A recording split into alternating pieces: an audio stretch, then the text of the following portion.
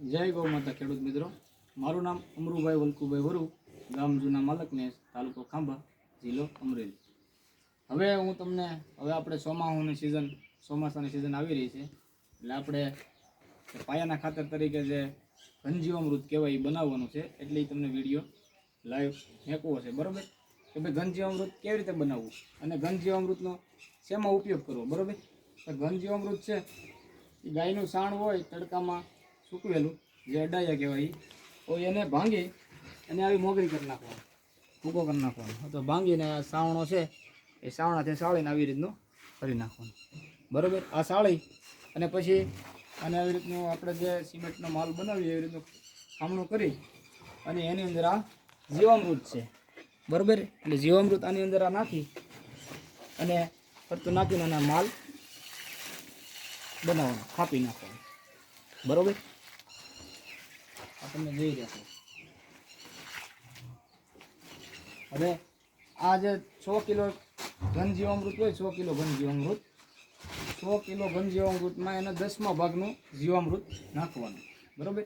100 kilo હોય એટલે 10 litre જીવામૃત નાખવાનું. હવે તો એ 100 કિલો છે એ 2.5 વીઘામાં તમારે આ તમે જે પાયાના ખાતર તરીકે વાપરી શકો. પછી આ જીવામૃત જે નાખી અને કમ્પ્લીટ કરીને ખાતર જે પાવડો છે એવી રીતનું આને મિશ્રણ કરીને સૂકવી દેવાનું, બરાબર? બધું ભેજ મળી રહે અને કરીને પછી પાથરી દેવાનું, આખામાં પાથરી અને 48 કલાક રહેવા દેવાનું, એટલે તૈયાર થઈ જાય. 48 કલાકની અંદર અને 1 થી 2 વાર, 48 કલાકની અંદર એટલે દિવસમાં 1 થી 2 કે 3 વાર અને ઉપર નીચે કરવું એટલે સુકાઈ જાય.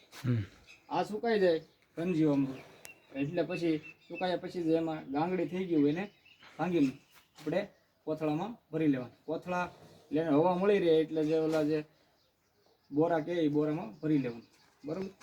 હવે ભરી એનો સંગ્રહ તમારે કરવો હોય એટલે એને નીચે મેળા જેવું કરીને પાટિયા મેકીને રાખવાનું, જમીન નીચે રાખવાનું નથી.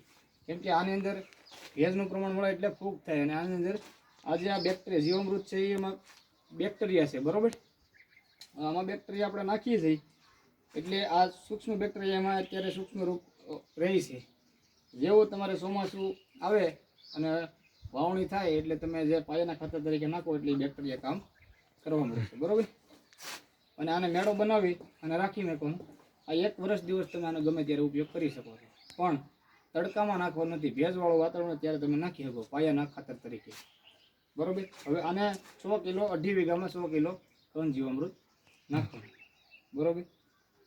આવી રીતનું આ ઘનજીવામૃત તૈયાર થઈ જાય એટલે આપણે ડીએપી જે નાખીએ છીએ એની જરૂર રહેતી નથી. આ સુભાષ પાલેકર પદ્ધતિથી આ ઘનજીવામૃત તૈયાર થાય છે. જય ગૌ માતા ખેડૂત મિત્રો.